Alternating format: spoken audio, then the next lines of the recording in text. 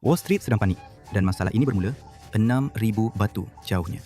Pada musim panas tahun 2026, lebih daripada 320,000 pelabur Korea Selatan melihat akaun mereka dilikuidasi dalam beberapa jam sahaja. Kenapa? Kerana syarikat paling menguntungkan di dunia baru saja melakukan sesuatu yang tidak pernah dilakukannya dalam 20 tahun. Alphabet, syarikat induk Google, telah menghanguskan $5.9 bilion dalam satu suku tahun sahaja. Semuanya untuk AI. Obsesi AI. Syarikat teknologi gergasi bukanlah mesin wang tambahan. Ia adalah lubang hitam yang memusnahkan nilai. Apabila Seoul berhenti berdagang, New York akan menjadi seterusnya dan anda akan terkena kesannya. Selama 5 tahun yang lalu, Amerika Syarikat, Nasdaq 100 dan pasaran saham Korea Selatan, KOSPI, hampir tidak mempunyai kaitan antara satu sama lain. Purata korelasi bergolek. 60 hari, iaitu sejauh mana pergerakan mereka dari semasa ke semasa berada pada 0.16.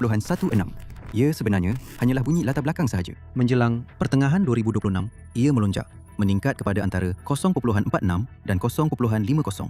Dalam erti kata lain, kedua-dua pasaran itu bergerak seiring dan semuanya berpunca daripada satu perkara, AI. Korea Selatan membina perkakasan yang memastikan gelembung teknologi Syarikat kekal utuh.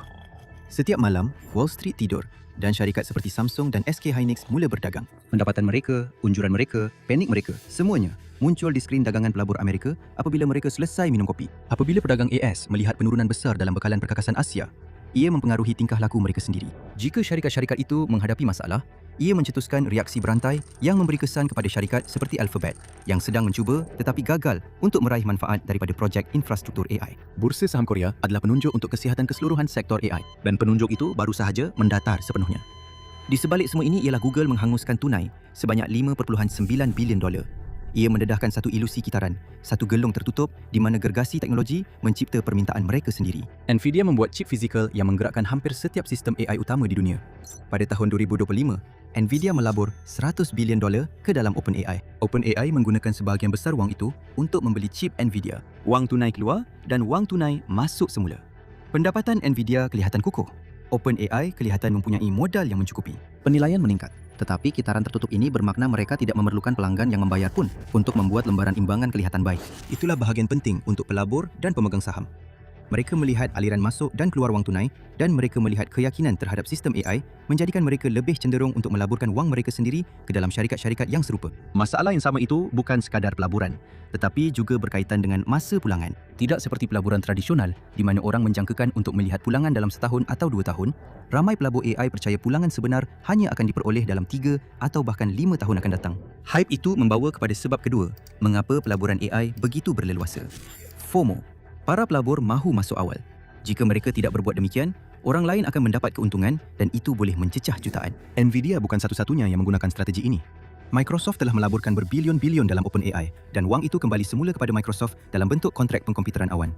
Ia adalah kitaran yang sama dengan jenama yang berbeza. Tetapi pembakaran wang tunai Google adalah apa yang benar-benar berlaku apabila sebuah syarikat cuba bersaing dalam persekitaran itu tanpa bergantung kepada urus niaga kitaran. Mereka cuba menanggung kos sama ada membina infrastruktur atau mendapatkan kapasiti pelayan yang diperlukan. Alphabet berjaya membelanjakan $44.9 bilion hanya dalam masa 3 bulan. Keseluruhan premisnya adalah bahawa ia bergantung pada pertumbuhan berterusan sendiri untuk menampungnya. Ia merupakan suku rekod bagi Alphabet. Pendapatan mencecah $119.8 bilion, meningkat 24%. Pendapatan operasi meningkat sebanyak 30%. Jadi Google mengambil keuntungan itu dan mereka memilih untuk membakar berbilion-bilion wang tunai. Alternatifnya adalah kalah dalam perlumbaan AI kepada Microsoft, Meta dan Amazon yang semuanya sedang berbelanja besar untuk AI. Bukan hanya satu syarikat yang membuat pertaruhan pada AI. Setiap pemain utama dalam perlumbaan AI sedang menggunakan pelbagai helah untuk berbelanja lebih, tetapi melaporkan bahawa mereka berbelanja kurang. Jika ia membuahkan hasil, ia dipuji sebagai strategi yang sempurna.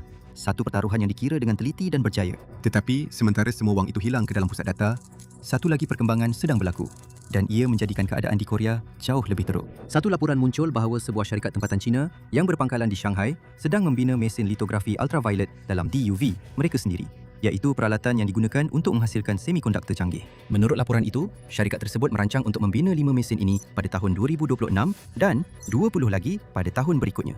Kebanyakan komponen diperoleh secara domestik dengan hanya beberapa bahagian masih datang dari Jepun. 2 minggu kemudian, syarikat itu dinamakan Shanghai Aishangna Electronic Technology Group, juga dikenali sebagai Aishangna, dan ternyata ia dimiliki majoriti oleh kerajaan. Berita ini menggemparkan pasaran. Pembuatan sedia ada hampir dimonopoli oleh ASML yang berpusat di Belanda.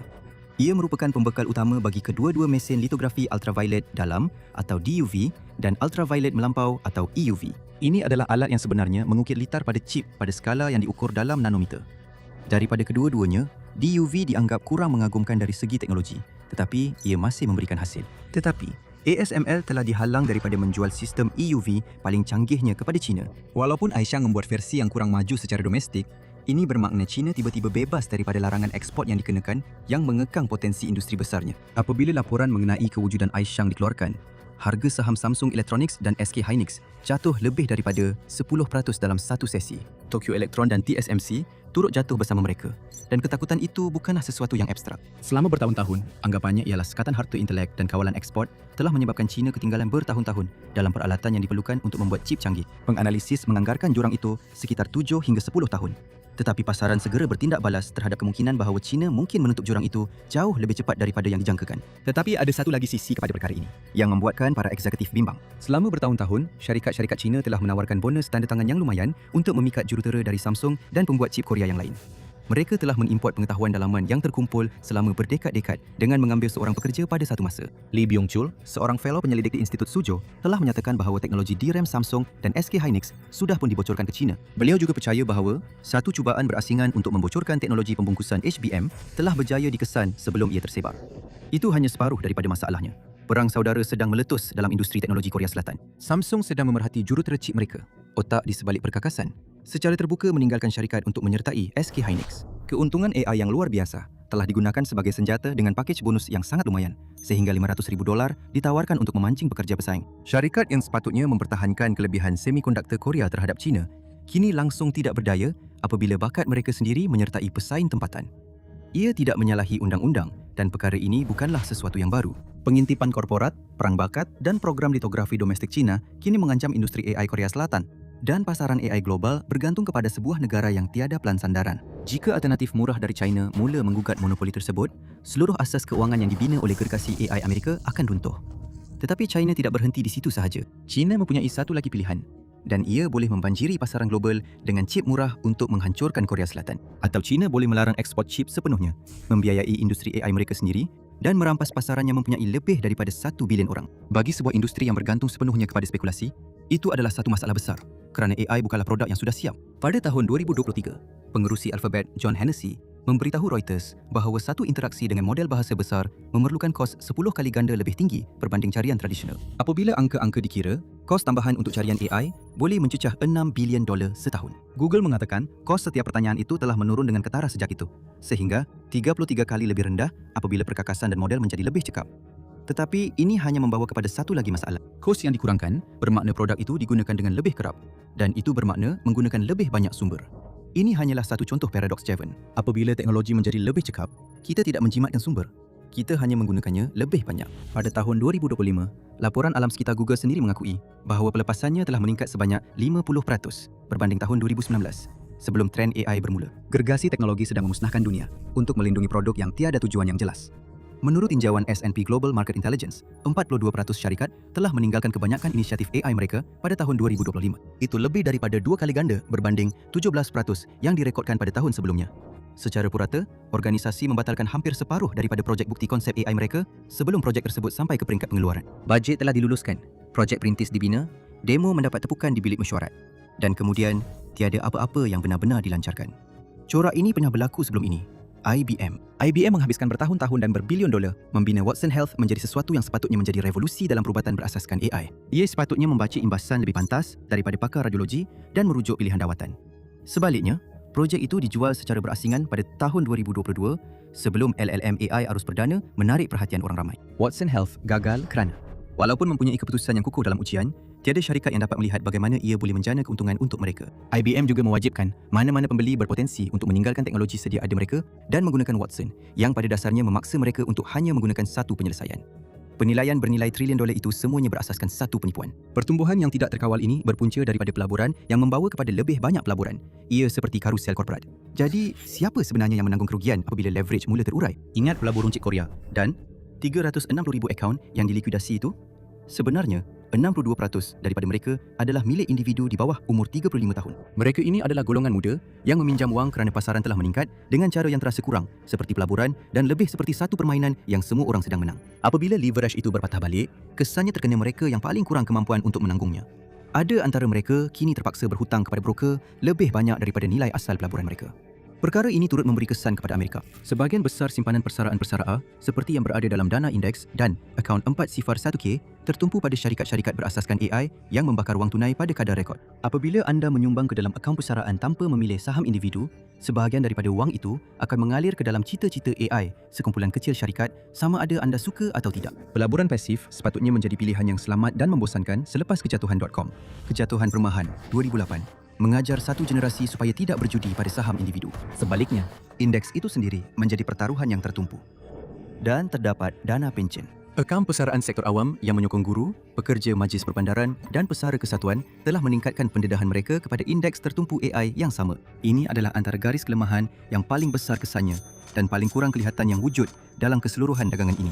Kelebihan daripada perbelanjaan AI, jika ia benar-benar menjadi kenyataan, akan dinikmati oleh syarikat-syarikat yang membuat pertaruhan dan eksekutif-eksekutif yang memegang opsyen saham. Jika pertaruhan itu silap pula, kerugian akan ditanggung oleh orang-orang yang tidak pernah diberi peluang untuk membuat keputusan dan paling tidak mampu menanggung kesannya.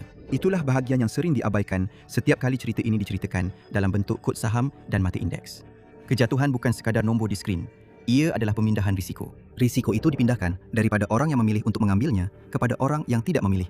Lebih teruk lagi, ini bukan kali pertama ia berlaku. Pada Ogos 2024, indeks Nikkei dan Topix Jepun menjunam lebih daripada 12% dalam satu sesi.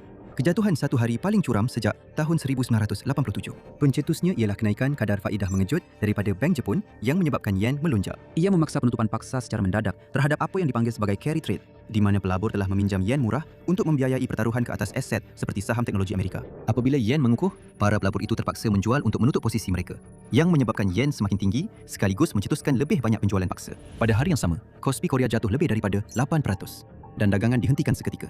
Jika kita kembali lebih jauh, 25 tahun ke gelembung.com, persamaannya menjadi lebih jelas. Pada kemuncak kejatuhan itu, 20 syarikat teratas dalam S&P 500 membentuk 38% daripada jumlah nilai indeks tersebut. Dalam 5 tahun sebelum kejatuhan itu, Nasdaq telah meningkat sebanyak 572%, menarik pelabur yang tidak pernah membeli saham sebelum ini. Apabila kejatuhan berlaku, Nasdaq jatuh sebanyak 78% dalam tempoh 2 tahun, menghapuskan lebih $5 trilion dalam nilai pasaran.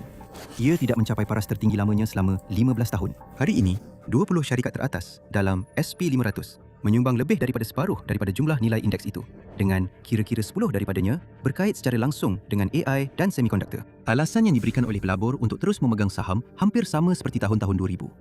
Belum ada pendapatan yang bermakna, tetapi terdapat potensi besar yang belum diterokai dalam AI dan syarikat-syarikat yang melabur dalamnya sangat takut terlepas peluang. FOMO. Ada satu perbezaan besar kali ini. Semasa kejatuhan.com, infrastruktur yang dibina, kabel gentian optik yang dipasang oleh syarikat-syarikat yang akhirnya muflis, tidak hilang begitu sahaja. Kabel gentian optik yang murah dan ditinggalkan, akhirnya membawa trafik internet untuk 2 dekad berikutnya. Ada orang yang membeli kabel itu dengan harga yang sangat murah dan mereka membina perniagaan sebenar di atasnya. Tetapi infrastruktur AI tidak meninggalkan hadiah seperti itu. Chip di dalam pusat data ini secara fizikal akan merosot dalam 1 hingga 3 tahun. Malah kehilangan sebahagian besar nilai ekonominya sebaik sahaja generasi perkakasan seterusnya dikeluarkan. Selepas 3 tahun, sebuah pusat data dipenuhi dengan chip yang sudah lapuk dan telah merosakkan persekitaran tempatan dengan menyerap air, mengeluarkan bunyi dan pencemaran serta memusnahkan pasaran hartanah tempatan. Jika pertaruhan AI itu tidak berhasil, pusat data tersebut tidak ubah seperti besi buruk. Era AI tidak meninggalkan sebarang legasi. Ia berakhir dengan hutang yang melambung tinggi dan timbunan teknologi yang tidak berguna yang tiada siapa akan mahukan dalam 5 tahun. Bandingkan kedua-dua cerita itu dan keadaannya jadi tidak selesa. Pada tahun 2024, kita melihat betapa pantas pergerakan mata wang di sebelah dunia yang lain boleh memaksa jualan besar-besaran 2 angka pada hari yang sama di Seoul. Tahun 2000 menunjukkan apa yang berlaku apabila seluruh pasaran meyakinkan diri bahawa potensi adalah sama dengan keuntungan, sehinggalah saat ia tidak lagi begitu. Kejatuhan tahun 2026 membawa unsur leverage dan kepantasan seperti tahun 2024. Sambil mempunyai tumpuan dan potensi yang salah harga seperti tahun 2000. Dan kali ini, ia berlaku ketika 2 pasaran yang paling berkait rapat dengannya, pembuat chip Korea dan gergasi AI Amerika, lebih erat terikat antara satu sama lain berbanding pada bila-bila masa dalam 5 tahun terakhir. Soalan yang sebenarnya penting bukanlah sama ada ini akan berakhir.